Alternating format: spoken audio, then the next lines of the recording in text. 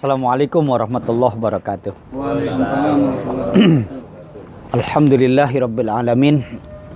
Salatullah wa salamuhu alal Mustafa Muhammadir Rasulillah sallallahu alaihi wasallam wa ba'du. Al-ikhwah fillah, para kiai, para ustadz dan para aktivis dakwah. Man jahaza ghazian faqad ghaza. Jadi Rasulullah sallallahu alaihi wasallam bersabda bahwa ternyata orang yang tidak bisa berperang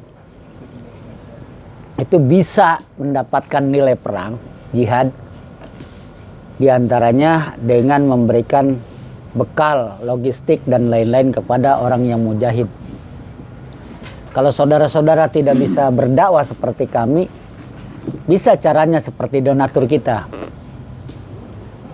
memberikan fasilitas dakwah, memberikan pakaian, simbol dan lain-lain. Nah, diantaranya Mas Soekarno ini bagian daripada dakwah, insya Allah. Jadi di dalam dakwah tidak melulu pahalanya diboyong oleh kiai dan ustadz penceramah, tidak. Boleh jadi saudara-saudaraku, ketua DKM itu lebih berdakwah daripada kita. Kalau saudara-saudara itu memberikan tausiah kepada halayak yang sangat ramai dalam tabligh akbar, itu boleh jadi pahalanya lebih banyak panitia. Kerjanya lebih banyak mereka daripada kita. Al-ikhwah fillah, saya mencermati perjalanan para nabi, dapat kesimpulan mudah-mudahan benar ya, bahwa nabi yang sering disebut dalam Al-Quran itu ranking nomor 1 bukan Nabi Muhammad. Nabi Muhammad ternyata cuma 4 kali. Muhammadur Rasulullah wa ma Muhammadun illa Rasul maka na Muhammadun aba ahadim mirrijalikum. Jadi hanya 4 kali dalam Al-Quran. Tapi Nabi Musa, suratnya saja yang memuat cerita Nabi Musa itu puluhan. Asy-Syu'ara, Al-Qasas, Toha, Al-Baqarah. Subhanallah. Luar biasa. Sampai di juz amma aja banyak.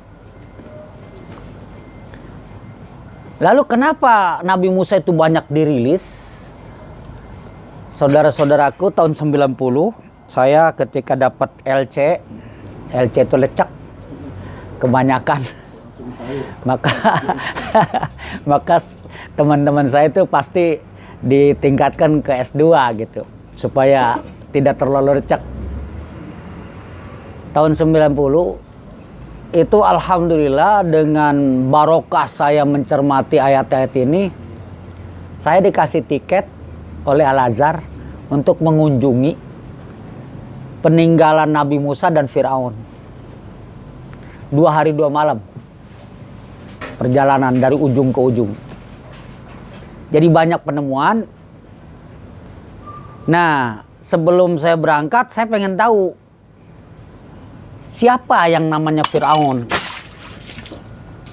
Itu kata kuncinya bahwa Fir'aun itu adalah semua orang yang jadi raja di Mesir, dulu disebutnya Fir'aun. Berarti bukan nama orang, nama jabatan. Sama dengan Najasyi. Siapa Najasyi? Ternyata semua orang yang jadi raja di Ethiopia Najasyi. Nah, sekarang yang jadi masalah, siapa Fir'aun yang disebut oleh Al-Quran, yang dimaksud innahu togo. Jadi pelacakannya, kita melacak ya para raja di Mesir. Itu yang banyak adalah keluarga Bik, keluarga Basha, keluarga ini Ramses, ada Tahrir.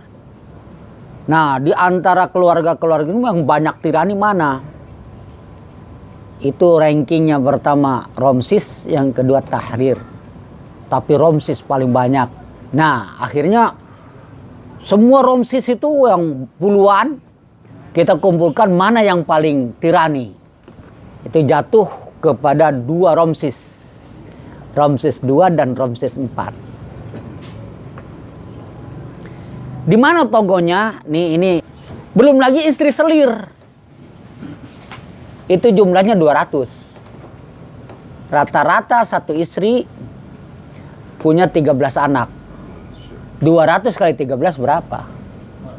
Jadi kalau dia mengadakan silaturahim dengan istri dan anak-anaknya saja itu ribuan.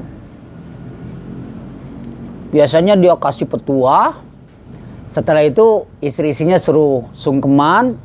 Nah, kepada istrinya saja dia bilang, tar dulu, ente yang orang mana nih? Saya lupa. Yang ngapalin 200 istri, bayangin. Belum lagi anaknya. Tar, ente biang dari mana? Gitu. Subhanallah. Firaun satu malam sanggup melayani 70 wanita. Itu keterangannya. Nah, kenapa Siti Asiyah nggak tersentuh? Sekarang baru terkuak, masuk akal. Atas izin Allah. Jadi kalau Firaun ingat Asia belum tersentuh, dia ingat nih, sore-sore ingat nih, saya mau datangin Asia. Jadi dia dikasih nafsu luar biasa tuh. Dia kasih nafsu sebelumnya sampai 70 wanita, dia datang ke Asia udah lemes. Itu Pak Ustadz. Kenapa kok ada istri yang belum tersentuh? Itu rupanya. Jadi ada sebuah fenomena di mana perjalanan dakwah Nabi Musa ini bisa kita ambil hikmahnya luar biasa. Pertama, Nabi Musa sebelum diadu dengan para pensihir Firaun, itu dia sudah disimulasi kekuatannya. Wa ma tilka biyaminika ya Musa. Musa, waktu dia mengembala kambing. Musa, itu apa yang ada di tangan kananmu? Qala hiya asai, ini adalah tongkatku, atau kau alaiha, bisa bertungku di atasnya. Wa ahusyu biha ala gonami, lamun carak bahasa Pak Kiai Juhaidi ngajul daun anu jangkung supaya bisa dimakan oleh kambing. Apa tuh? Wa ahusyu biha ala gonami waliya fiha ma'aribu ukhra, ada lagi gunanya yang lain. Kalau ada sungai saya palangin bisa jadi jembatan. Kalau ada serigala, ada ular yang mau menerkam kambing saya pukul. Itu mah biasa. Nah, yang luar biasa, qala alqiha, lemparin Musa. Fa alqaha fa idza hiya hayyatun tas'a. Begitu dilemparin jadi ular yang sangat besar. Ibnu Katsir mengatakan ularnya itu memang besarnya iya, tapi wa idza sarat, kalau dia jalannya cepat sekali. Fa akalat kullama wajadat, apapun yang dia dapatin dia makan. Hatta syajar wal hajar, pohonan dan batu-batuan dia telan aja. Kata Nabi Musa, mantep ini, para pensihir ini ularnya bakal dicaplok oleh ular gua. Itu satu. Jadi Nabi Musa udah punya senjata. Gitu. Sudah disimulasi. Tapi Nabi Musa manusiawi juga, lihat ular begitu kan takut kan. Nah, imannya diuji, ya. Khudza wa la takhaf. Musa, kalau ini dipegang oleh ente, ini jadi tongkat lagi.